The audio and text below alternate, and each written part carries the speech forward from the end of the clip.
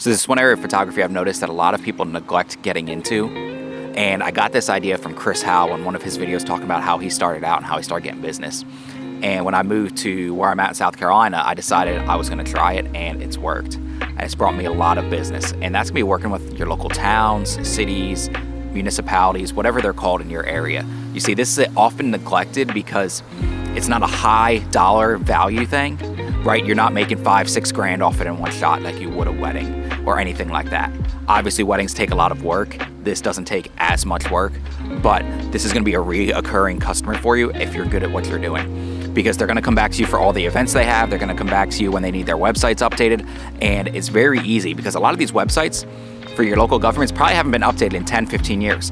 And one of the most drastic things that's changed in photography in those 10 to 15 years has been drone work. So if you're a Part 107, because they all love having drone work of their towns and cities, because a lot of people haven't seen this before on governmental websites. And if you can bring high quality work to a governmental town, it's gonna help just boost their website, because they're in it for tourism. They want more people coming to visit these little towns or wherever you may live. You're not gonna make a ton of money off of this, but you can almost guarantee they come back to you for all their events, and they're gonna come back to you the next year and the next year and the next year. And if you're just doing this part-time, it's very nice to have a recurring income, $3,000 to $5,000 from these different towns and cities, and you get a couple of them. Their events are on different weekends, things like that. You can easily make that $3,000 to $5,000, $10,000 to $15,000 just by working with a couple of them throughout the years. So right now, I'm in this town of Landrum, South Carolina, and I'm gonna show you what I'm doing to help them grow. They're listed on Southern Living's website as one of the top small towns in America to come to. So I figured I'd walk y'all around and show y'all like what I look for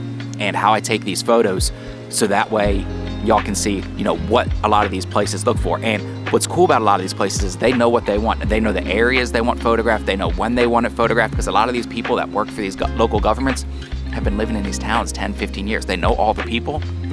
So they can get you to areas that you normally couldn't get to. You know, they can get you on farms to go take pictures of certain mountain areas. They can get you, you know, behind the scenes on certain things. So it's very nice to have these contacts when you have other shoots going on as well. So one of the important things to do when you're working with these places is, dadgummit, one, to make sure your camera's on the right settings. Ask them what they want photographed. If they have a time of the day, specifically that certain areas look better. The important thing to do with shoots like this is just talk to the city and ask them what they want, right? So this is one of the hot items here, is this old rail depot that they have. It's now an event venue, and you can see the old rail car right over there. They're turning that into an actual place for people to go in, like a museum for people to see, because the railroad right over here on this side used to run through a bunch of towns over here in the foothills, and it doesn't run anymore. So they want to give people, you know, an opportunity to go in this rail car that would have ran on this track, so they can see what it would have been like to go through here. So stuff like that, like they'll tell you what you need to get, but don't be afraid to go ask either. Be like, hey, is this what you want? Is this what you want? But make sure you get a shot list from them. But like add your own unique flair to it, right?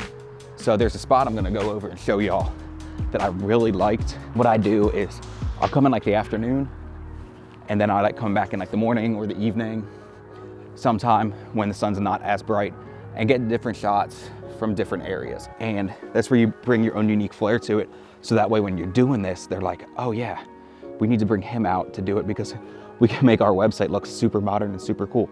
So right now, I'm gonna turn it around. You're gonna see, it says Southern at the top and then the Packlet River, and that's the train car. But what you see is all these branches here, right? These tree branches. And what I'm gonna do is I'm gonna shoot through them to kind of frame that area, right? And do some horizontal and some vertical shots. But basically what I wanna do is have these leaves kind of in the foreground, and then that's focused. So it just adds a little flair and a little pop to the images I'm taking. And you take multiple of everything, right? Take some that are unique style, take some that are super basic. So that way they have extras. So if they might not like that, you don't have to come back out and reshoot it, right?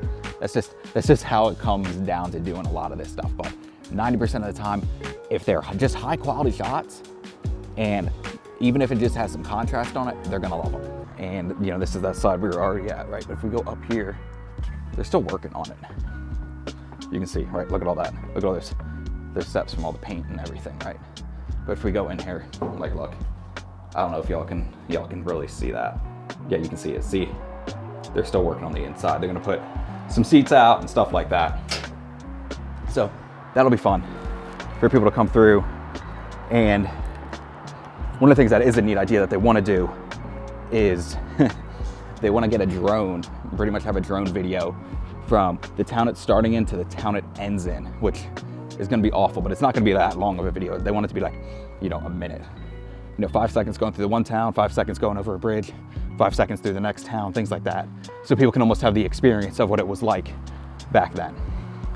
But the general idea of this kind of thing is just give them some basic normal shots and then add your own unique spin to it, right? Add what you want into it, because that's why they're hiring you, is for the work you do. You can see what I'm saying, like the drone work would be perfect because you can get like above these buildings, you can pull it over these train tracks right down here and just get shots of these buildings from high up and just a different perspective than what people are used to seeing. Because like I said, drones weren't really that big of a thing. They were a thing 10 years ago, right? But they weren't as big as they are now, and they weren't as easy to get. So while I'm saying it's not glamorous, there is money to be made, especially if you're like a beginner photographer or you're somebody like me that does this part-time and you just want to make more money to buy more equipment. This is a perfect shot for you to go out there. They're easy photos, they're easy editing, and you just make some extra income off of this. Or you're somebody that just wants guaranteed shoots every single year. This is a good way to go about it at an area that's often overlooked by photographers. So if you're interested in doing this kind of work, I'll put my template that I use below, and y'all can just download that and send it and see if it works. It's worked for me. And obviously, if you want to rewrite it, throw it into ChatGPT, get it written better, and send it off, go ahead and do that. But basically what I did is I emailed the city administrators and the city planners. And the reason you want to email these two is because they're the ones that pretty much run all the events and the things that are going to be going on in your town or your city. So email those two people and just offer them your services. Send photos with it of events you have done.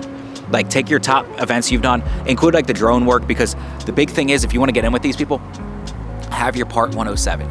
Get your Part 107 because these towns and these cities love drone work because it's something different. They can show how many people are showing up, and it's cool to see that from a above perspective, right? Be like, oh, look at all these people that showed up to this event. You know, there's thousands there because they have that unique perspective. Don't send them like weddings, things like that. Those aren't the kind of events that they're looking to have photographed. It's cool that you've got those, but like that's not what they need. You know, they need actual like events, if that makes sense. A Harvest Day festival, a car show, whatever it is, like different things like that. At the end of the day, it's your business. If you want it, go out and get it. Don't be afraid of rejection. It happens to us all. You know, I keep seeing these cars come by, looking at them because I'm worried about what these people are thinking of me. But at the end of the day, it's your life. You've got to control it. You know, you can't be worried about what all these other people are saying or putting in your ears like, oh yeah, that's a weirdo vlogging right now. It's like, cool. Bet you wouldn't do it. You know what I mean? Like, that's how it is, right? You go out there and just say, hey, like, I'm willing to see if I can get this work. And if I can't, I can. It's not a big deal. But now that the rant's over, back to what I was talking about. The city administrator, the city admin, talk to them, email them. You don't hear back from them, email them again a few weeks later and just see what happens. They could have been on vacation. They could have just missed your email. Things like that. Email them again and just see what happens. They may not need you. They may have ignored you. Or they could have just missed your email. I've had that happen a few times, and then the person reaches back out because they were on vacation or something like that.